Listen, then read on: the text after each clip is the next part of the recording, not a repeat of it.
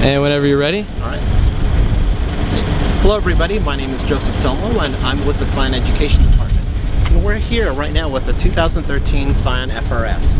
We're starting here at the back end of the vehicle, and we want to primarily show you guys that it is actually a true sports car. It is a front engine, rear wheel drive vehicle. You know, here are the tail lamp housings. They feature 12 LEDs, you know, as brake lamps.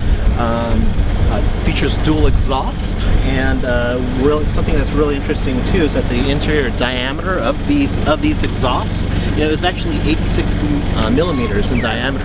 So let's move over here around to the side of the car, and I'll explain to you why that's somewhat significant, you know, in a couple of minutes here.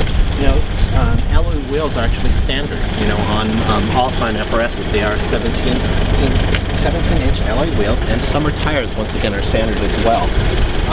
This particular badge right here, you know, this is pretty much a secret handshake to the vehicle.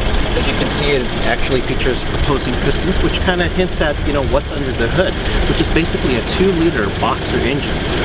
And it features Toyota's D4S fuel injection system.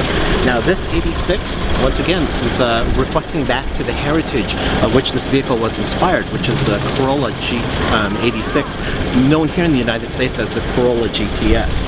As you, this number 86 also represents the bore and stroke of the engine.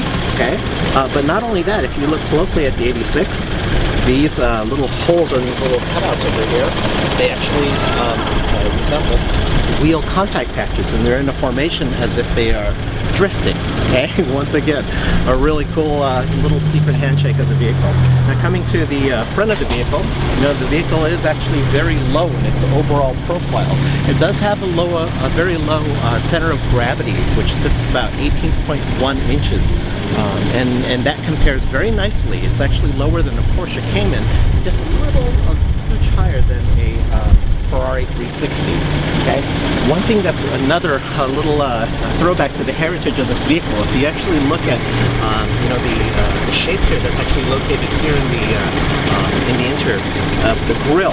This is actually a T symbol. This is actually a T that was actually the badge of Toyotas, you know, back in the days. And you'll see little throwbacks to the heritage of this vehicle, you know, sprinkled throughout the vehicle in and of itself. As I mentioned, a 2-liter boxer engine with a direct injection. Vehicle is available with a 6-speed manual transmission or an automatic. And surprisingly, the automatic gets really great fuel economy. 25 city, 34 highway, and overall of 28. Let's go ahead and take a look at the inside.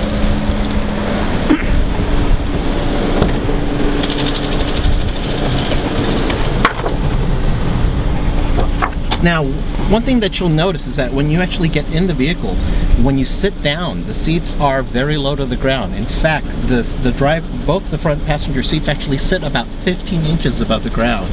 You know, again, this is done to help reduce body roll and also to help the vehicle, you know, maintain its low center of gravity. The seats are also very well bolstered, very, very supportive. You know, not to the point where it's actually punishing or anything, but it actually is very supportive, and that's something that you need, you know, when driving this vehicle, especially when you're driving it enthusiastically. The steering wheel is 14.4 inches in its overall diameter. You know, it's basically one of the smallest steering wheels in the Toyota or Scion lineup. You know, it's leather wrapped, features cruise control, you know, tilt and telescoping adjustability, you know, to help enable the driver, you know, get very comfortable behind the wheel. Now, if you're looking at the overall dash of the FRS, you know, it's very asymmetrical in its overall design. You know, this design was intentional. You know, the reason why is that it actually gives the driver the ability to kind of check, you know, the status of the vehicle as it's actually driving down the road. Now, a couple of other driving aids that I'd like to point out to you is that if you look towards the very notice what's called a centerline mark located right there towards the bottom of the windshield. Once again, that's an aid, a driver's aid, to help the driver, you know, position the vehicles on the road, along with being able to see the wheel arches, you know, or the fenders of the vehicle. You know, all this, you know, providing good visibility inside and outside the vehicle, and again to help the driver, you know, better understand the position of the vehicle. You know, soft touch materials, you know, are standard, you know, and gives the interior of the vehicle, you know, a little bit more of an upscale feel. However, it's not overly done. You know, there's just enough here. These shoulder pads right over here on the door, it's actually removable. You know, so in the event that an owner of this vehicle would like to customize his or her vehicle, they can actually remove this and refinish it and pop it right back on. But also something to note is that the door handle, this door handle right over here, this door handle is actually designed in such a way that, you know, if a driver chooses to install a roll cage, you know, they would not hinder the overall operation, you know, of being able to grab the door and actually close it. So again, this vehicle is pretty much you know, purpose built.